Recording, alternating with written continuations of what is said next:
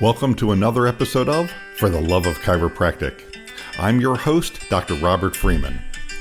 I've been in practice for over 30 years, and I continue to work in a $1 million practice that I built, ran, and sold. I've taught, lectured, and coached our profession, and helped so many chiropractors build the practice and the life of their dreams. And now, I want to help you do the same. So here's today's show. On today's show, we're going to talk about success. Every successful chiropractic practice has a motivated, success-minded person somewhere in front of the patients or behind the scenes that's moving the chess pieces to create the successful practice and the successful chiropractor. And on today's show, we're going to talk about that successful mindset. And so without delay, let's get started. The word success, what does that mean? You know, it's funny. It means different things to different people. To some people, it means having lots of friends and being the life of the party. To some people, it means having all the wonderful accoutrements that this world can provide to you. To other people, it means just having tons and tons of money in the bank. But I suspect if you're listening to this podcast, success means having a big, successful chiropractic practice where you're helping lots of people and earning the deserved income that you should be from providing that phenomenal chiropractic care to your patients. Personally, I believe success is a balance of having the big, successful practice and having a wonderful family life and having a wonderful social life and having the financial resources to do all the things that you want to do. One of the best definitions of success that I've ever heard is being able to do what you want, when you want, with whom you want, anytime you want, just because you want. I think that's a great measure of a successful life. Now, to create that, there's two pieces. There's the action steps that lead to the big success. But more important, before the action steps comes the mindset. What is the mindset of the successful person? What is the mindset of the successful chiropractor? There's a philosophy about success, and it's called be, do, have, or have, do, be. Most people, the majority of people think, well, when I have the things that successful people have, I can do the things that successful people do, and therefore I will be successful. And that's probably how 80% of the population looks at it. And frankly, they never become successful. It's a classic measure of the old 80-20 rule. The 20%ers, the truly successful people, look at it just the opposite. They be successful. They are a certain way. And therefore, they do the things that successful people do. And because they're being that way, because they're doing the things that those people do, they have the success. I want to explain this in more detail. This secret of successful people was first shared with me over 30 years ago by one of my early mentors. And he had learned it almost 30 years before that from one of his mentors. The laws and rules of success don't change with trends in fashion and style. The rules of success are the same. They may be slightly tweaked, but they are what they are. So a common measure of success is, I want to be a millionaire. Okay, fine. Well, someone might say, well, just be the way millionaires be. And the common response is, I don't know what that means. If I knew what it meant, I'd already do it. Okay, fine. So do the things that millionaires do. And if you follow those steps, you'll end up having the things that millionaires have, and you've learned how to be the millionaire. This holds for any measure of success. Do you want to have the big successful practice? Okay, well, be the way the chiropractor that has the big successful practice has, and then you will too. It's often said there are no shortcuts on the road to success. You have to climb the ladder one rung at a time. And what I can tell you from experience, there is one shortcut. Are you ready for it? Here it comes. Find somebody who has done exactly what you want to do. And then match, mirror, plagiarize, and steal their actions and attitudes. Because if you follow what they've done, you'll get the same result. Because when you do the same thing in the same way, you get the same result. By the way, if things are not working for you in your practice or in your life, and you continue to do the same thing in the same way and expect a different result, I'll bet you've heard this. That's the definition of insanity. So to create the success that you're looking for, step number 1, identify exactly, precisely what it is you're looking to create, get, and achieve. If you want to take the shortcut, step number 2, find a mentor, find somebody who has already done, who has created exactly what it is you're looking for, and ask to meet with them, pick their brain. As Dr. Larry Markson says, match, mirror, plagiarize, and steal their actions and attitudes. And by the way, Dr. Markson has graciously agreed to be a guest on a future episode of For the Love of Chiropractic to talk about success philosophies, and how the chiropractic profession has changed over the years, and some of the key factors that still to this day remain the same, even after decades of being involved in chiropractic.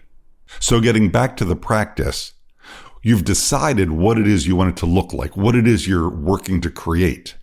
And I don't want you to get hung up in figuring out all of the action steps from A to Z. The only thing we have to know is, what do we do next? What is the next step that we need to take? Maybe it's the next 2 or 3 steps, and that's just terrific. But at the very least, here's what I need to be doing next. Because as we take care of the next one thing, the next one after that becomes obvious. And then we handle that, and that, and that, and next, and on. And all of a sudden, instead of ABC, we're at PQR, and we're closing in on Y and Z. We're there. We've got it. We've created it. Another fantastic friend and mentor of mine, Dr. George Birnbach, once said, "What does your business look like when you're finished building it?" It's a great question. I don't know that a lot of chiropractors stop to think about that. Okay, this is what I'm looking to create. And maybe you're never finished building it. Maybe it's always one more associate doctor, a larger facility, another satellite office. Maybe the goal is to have as many offices and satellite offices as I can with my God-given time on the planet. And that's just fine. Where are you going? Where are you growing? And what is it you're looking to do? Or perhaps I want to have one phenomenal office with 1 or 2 phenomenal associate doctors, helping as many people as we possibly can in our office with an amazing staff, with fantastic scripts, procedures, and outcomes. But it's your office. It's your life. What do you want that to look like? I think the work-life balance is incredibly important. And as long as those pieces add up and fit together, oh, what a fantastic profession and life you're having and building. Speaking of which, if you look at the episode directory, you're also going to see an episode on goal setting, putting all the pieces together. You, your family, important people in your life, professionally, financially, and the icing on the cake, the toys and rewards you want. We talk about all that in that episode, and that is at least as equally important as what we're talking about right here today. So now let's take a few minutes and talk about the opposite side of the coin. What is it that stops you in your tracks, freezes you in place, delays you from taking the action steps that you need to? The absolute number one thing that I see with chiropractors that I've worked with over so many years is a lack of certainty.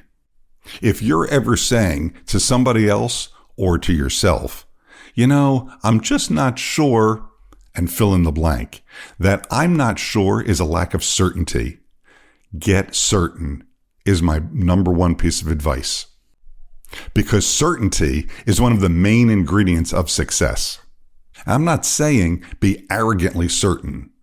Be open, listen, learn, and then take the action steps necessary with that certainty.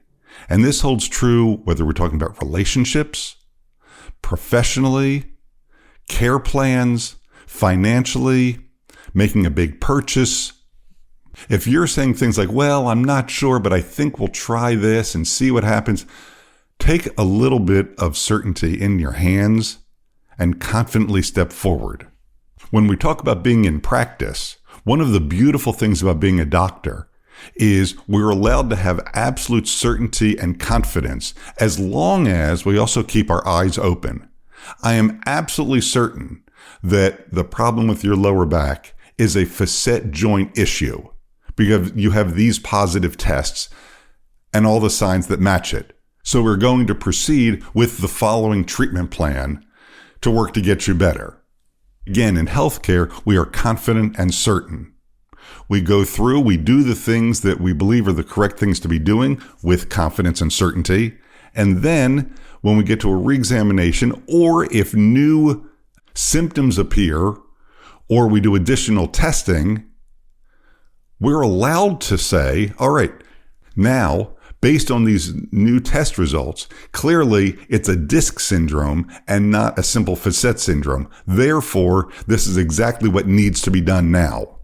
And this is one of the beautiful things about being a doctor.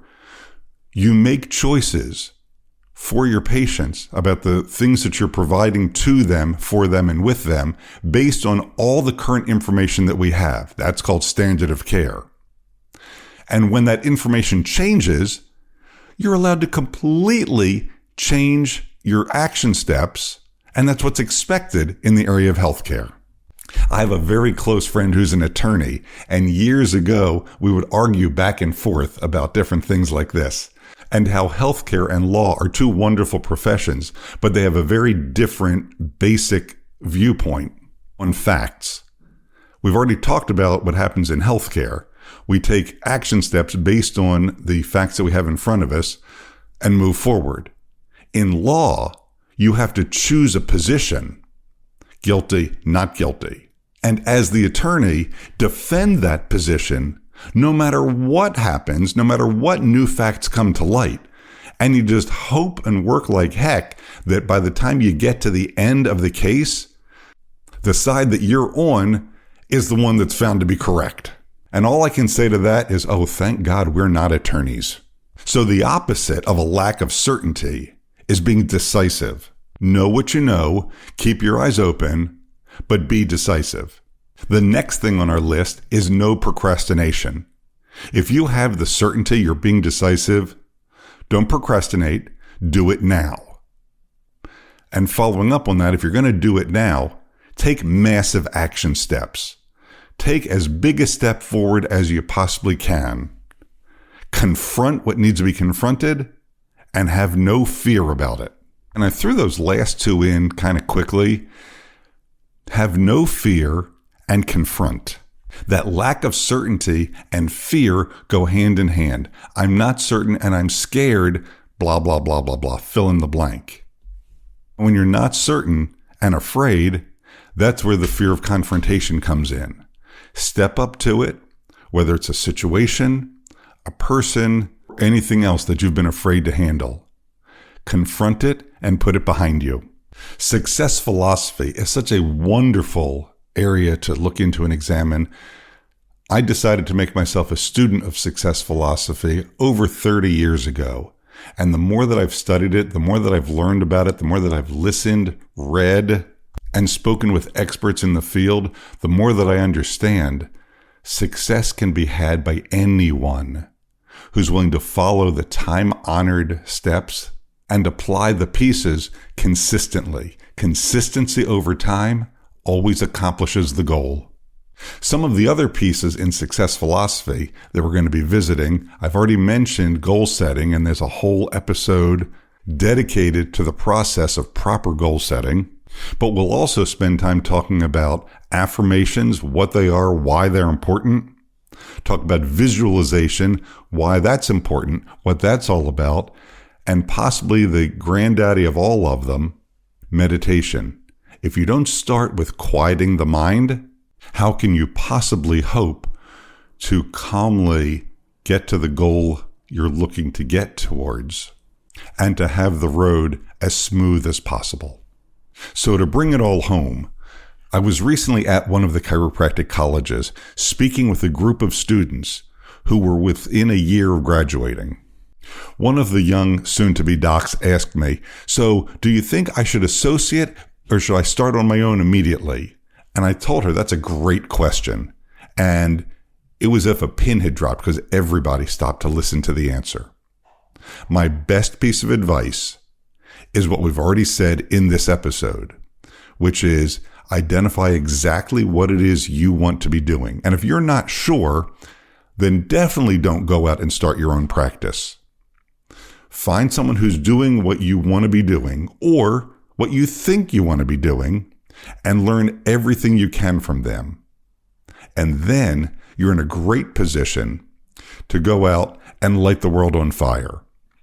If you do already know exactly what you want to do and you think you want to know exactly how you want to do it, that's just fine too.